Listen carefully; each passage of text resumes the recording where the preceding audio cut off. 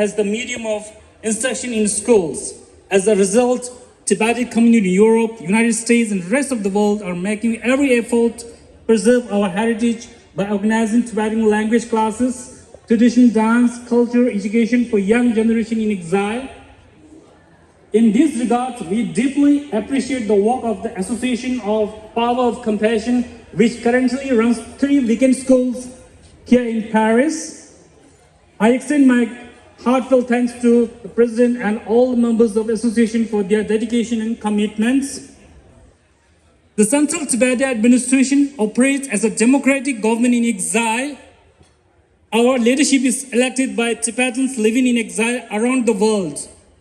We have 3 pillars of democracy: executive, legislative, and judiciary, along with autonomous bodies such as Public Service Commission, the Election Commission, the Office of the Auditor General, functioning similarly to those in sovereign nations. Tibetans have lived in exile for 66 years since the People's Republic of China forcefully invaded and occupied Tibet in 1959. Today, Tibet faces an existential threat of cultural genocide and systematic erosion of Tibetan identity. Despite the ongoing repression, Tibetans remain steadfast in their efforts to preserve their language, religion, and culture, and continue to advocate for their fundamental rights through peaceful, non-violent means.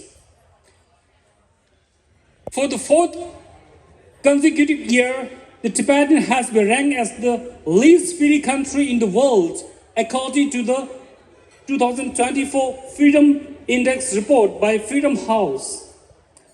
Since February 2009, 157 Tibetans have tragically self-immolated in protest of Chinese government harsh policy, calling for return of His Holiness Dalai Lama for freedom in Tibet.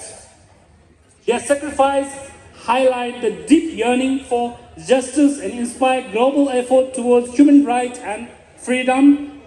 The Central Tibetan Administration remains fully committed to the middle way policy, which seeks a peaceful and mutual beneficial solution to Sino-Tibetan conflict, ensuring genuine autonomy for Tibetans while promoting harmony and coexistence with Chinese people.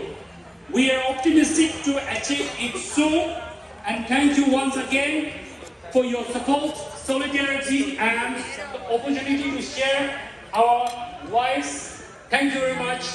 Thank you.